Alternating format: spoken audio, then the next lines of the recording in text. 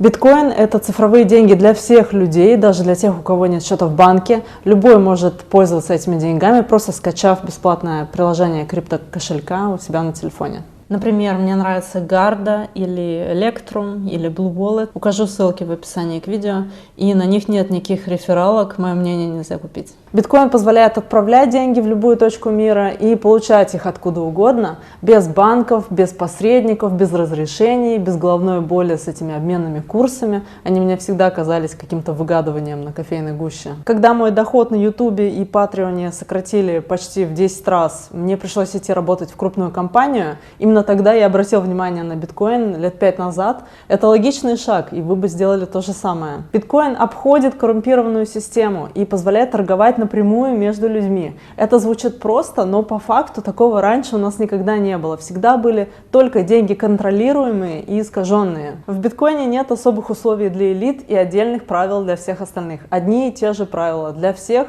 без исключений и без ручного управления. Это как раз тот редкий случай, когда все равны не лозунг, а просто следствие математики. Биткоин — это система, где деньги — это биты, а правила — математика над этими битами. Нет банка, который решает, можно ли отправить деньги. Все проверяется кодом и битами. Бит — это минимальная единица информации в компьютере, 0 или единица. Приватный ключ — это 256 бит, твоя секретная табличка, которая держит деньги. Публичный ключ – это функция приватного ключа, тоже биты, но безопасные. А адрес – это хэш, то есть отпечаток публичного ключа, опять биты. Транзакции – это подписи и данные, все это битовые последовательности. Почему ключ к кошельку именно 256 бит? Потому что невозможно взломать. В принципе, было бы почти невозможно взломать и при 128 битах, но в том-то и дело, что почти.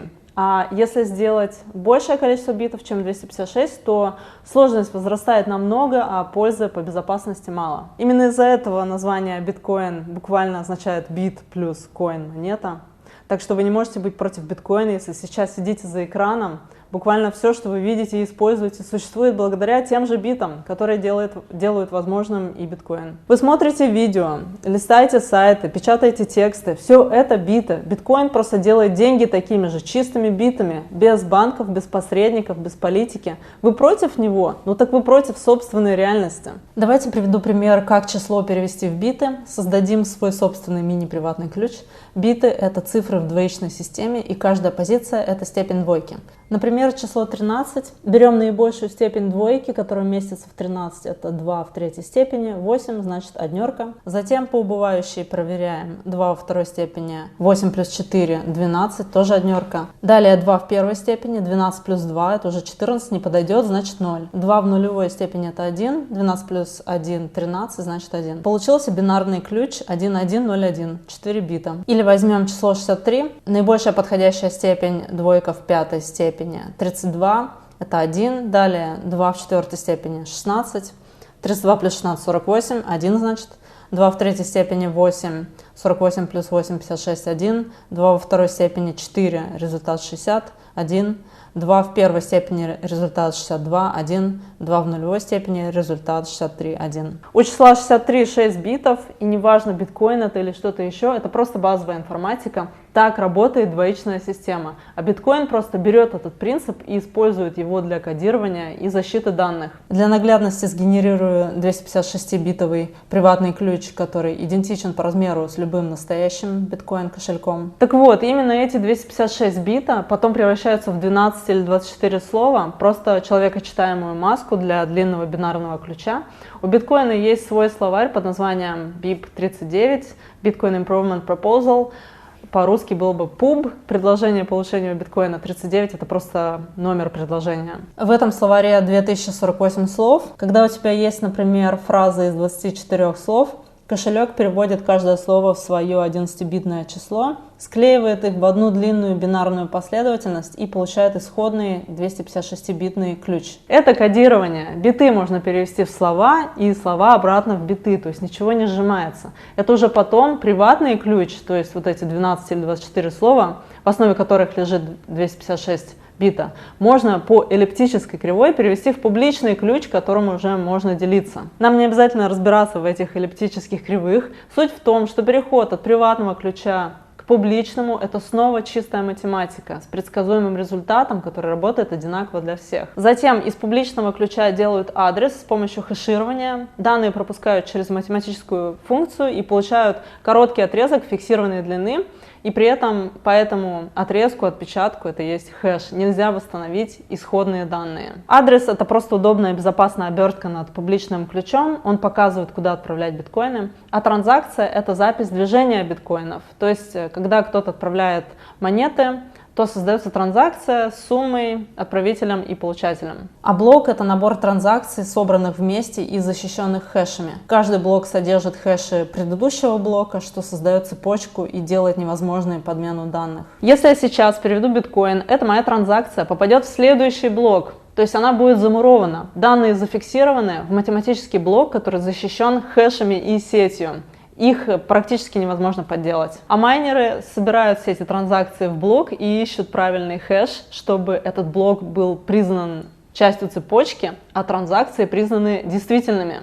Каждые 10 минут создается новый блок, независимо от числа транзакций. То есть, если мало транзакций, блок все равно майнится. Сейчас мы на блоке 932 506. Предыдущий был, соответственно, 10 минут назад. Сложность майнинга автоматически корректируется каждые 2016 блоков, примерно каждые 2 недели, чтобы поддерживать среднее время нахождения блока около 10 минут. Независимо от того, сколько майнеров подключено и сколько вычислительной мощности в сети, это математически управляемый баланс между скоростью сети и стабильностью, закрепленный прямо в протоколе. В этом блоке было 910 транзакций, вознаграждение за создание нового блока 3,125 биткоина. Оно сокращается вдвое каждые 210 тысяч блоков. Номер хэша. В хэше много нулей в начале, значит майнеру пришлось перебирать огромное количество параметров, чтобы получить такой хэш. Всего биткоинов ограниченное количество, 21 миллион, но блоки продолжат создаваться и после того, как все биткоины будут добыты, просто вознаграждение будет только за комиссию транзакций.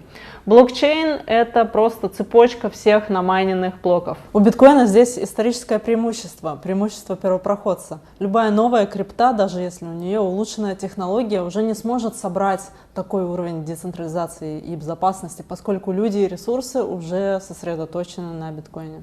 Если собрать все это в схему, во-первых, у нас есть отпечаток каждой транзакции блока. Из этих отпечатков формируется один корневой хэш с помощью хэш-дерева. Он будет частью хэша всего блока. Вот он. А также там будут версия правил, по которым создан блок, хэш предыдущего блока, связывая цепочку, метка времени, запись сложности и так называемый nonce, число, которое майнер крутит в поиске нужного хэша. Пример числа nonce одного из недавних блоков 2 миллиарда 776 миллионов 692 тысячи 402. Майнер перебирает миллиарды вариантов с нуля до больше 4 миллиардов. Это максимум для 32-битного nonce. И уже весь заголовок целиком прогоняется через двойной SHA-256, чтобы получить хэш блока. Это математика, запечатанная хэшами. А знаменитый Proof of Work, доказательство работы, это поиск через миллиарды попыток редкого хэша, чтобы сделать блок частью блокчейна. Это математическая проверка, что кто-то потратил вычислительные ресурсы, и благодаря этому сеть защищена от подделок. То есть биткоин подкреплен математикой и электричеством. Математика — это вся криптография, Merkle root, SHA-256, хэши блоков, цепочка блоков. Электричество — это Proof of Work. Майнеры перебирают миллиарды вариантов nonce, чтобы найти хэш, который подойдет под сложность сети. Чтобы вы понимали, самая крупная гидроэлектростанция в мире по установленной мощности 22 гигаватта, 3 ущелья в Китае, сама по себе генерирует примерно порядок той же мощности, которую теоретически потребляет мировая сеть майнинга в каждый момент. Энергия превращается в доказанную работу. Система защищена математикой, а рубль защищен доверием к государству. Но я никого не уговариваю. Можете копить в рублях и сажать картошку. Картошка, кстати, показала себя стабильнее в последние годы. За эти 25 лет рубль обесценился примерно на 95%. Не временно просел, не пережил сложный период, а именно исчез. И это не провал управления и не ошибка, это нормальная штатная работа фиатной системы. Это видео не для патриотов финансовой системы. Оно для тех, кому действительно интересно разобраться, как работает биткоин, а не как его хаять в комментариях. Дополнительное чтение предлагаю в моем дзене, там я написала 3 статьи. Биткоин не пирамида, биткоин нельзя запретить. Биткоин тратит меньше энергии, чем его критики. Эти статьи плюс данное видео, и вы разбираетесь в самой жесткой денежной системе мира. На ее фоне любые фиатные деньги выглядят управляемым инструментом перераспределения. Дальше вопрос уже не в знаниях, а в том, готовы ли вы прекратить мириться с правилами, которые меняют без вас.